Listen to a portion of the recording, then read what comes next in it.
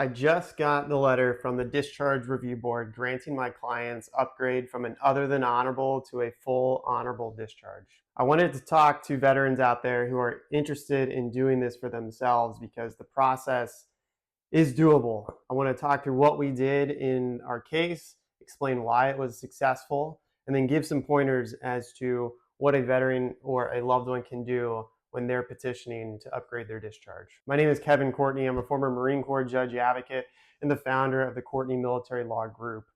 I help veterans upgrade their discharges nationwide. First off, I want to talk about we had a drug-related case and we presented evidence from the client's perspective of what they went through in the Marine Corps, what was going on in their life at the time, and then the whole process on when they were discharged through an ADSEP board. The Naval Discharge Review Board granted our hearing. The client was able to testify and actually talk to those board members, and that I think was powerful. The first thing that you got to do to get yourself into that position is to, one, decide which board are you supposed to go to. So for example, if your discharge is less than 15 years old and it resulted from anything other than a general court-martial, you're going to go to the Discharge Review Board for your service.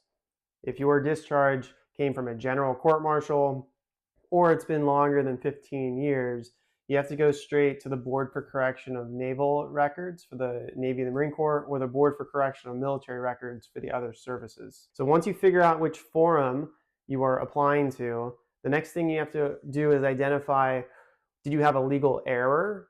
Did you have an injustice? Or are you asking for clemency? So let's talk about those three things. First one, legal error. At the Discharge Review Board level, they call it impropriety, meaning the law wasn't followed. The regulations were not followed. There was some sort of error in the process that led to your discharge. And if you can identify that, for example, if you were notified for a discharge on paper, never got a hearing, and then the command separated you with an other than honorable, that would typically go against the regulations. So that would be your legal error or impropriety argument. If you are looking at an injustice argument, then the boards at the Discharge Review Board level consider that an inequity argument. Basically saying that the discharge itself is unfair. Maybe you were late to PT one morning and then 2 weeks later you were late again. And now you've got this pattern of misconduct and they separated you with an other than honorable. That feels really harsh, right? That feels unfair.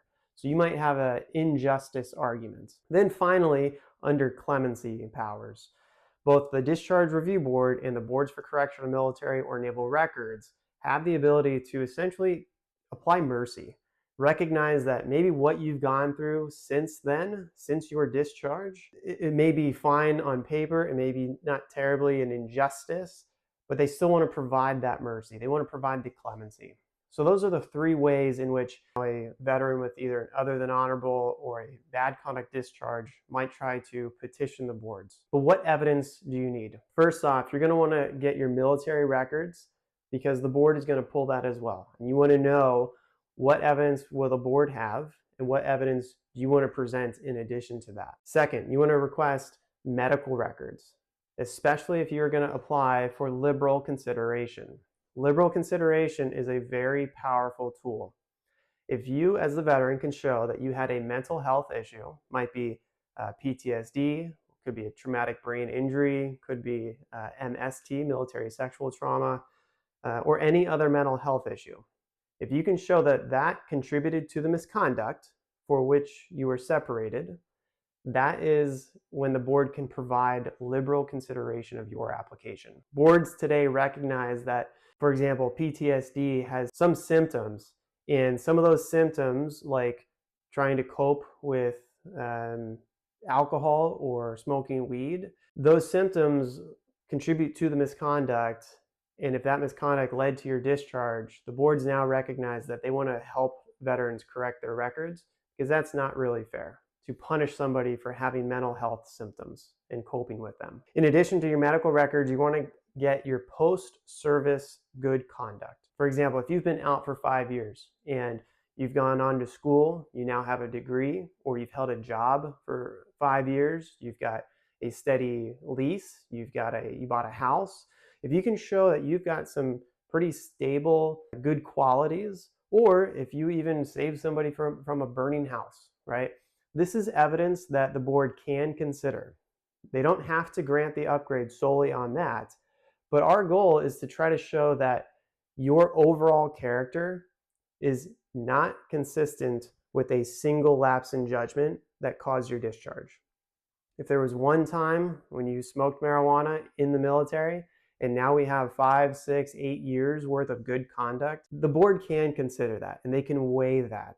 And that is one of the strategies that we used in this particular case to upgrade the OTH to an honorable. The other thing that we can talk about is, what are you doing within your community? Are you going to church? Are you volunteering with a baseball team, or supervising your kids' soccer matches, or refereeing?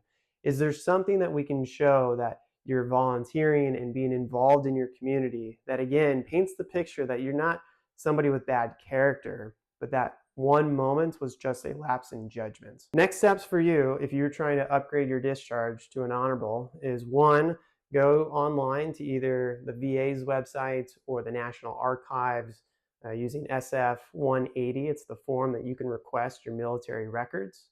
Two, you can get your medical records as well as you're in that process. You want to make sure that you submit the forms. It's a DD form 2860, specifically to either VA or the military branch where your records are stored. For those individuals who are looking for liberal consideration, it is probably worth speaking with a therapist who can help you determine if you had a mental health condition that contributed to the misconduct that led to your discharge. Interact with your therapist, talk to an attorney, try to figure out whether this could apply to you and your situation. The other thing you want to do is get documentation of your post-service good conduct. Ask your employer to sign a letter that just says that you've been employed successfully with them for 5 years. Talk to your landlord, see if they're willing to write you a short letter that just says you've been a good tenant, you've paid your bills on time. Get a credit report, show that you're financially stable. These are all things that we're trying to show that your post-service conduct, again, is different than the one lapse in judgment. For anybody, whether you're a veteran or a family member of a veteran who needs help, if this is something that you think you want to get some professional advice on, feel free to use the link in the description to reach out and request a consultation with our firm. I help veterans. I'm a proud Marine veteran, and it is my honor to still help veterans who are going through this. So reach out today if you need help. I wish you the best of luck as you're trying to upgrade your discharge to an honorable.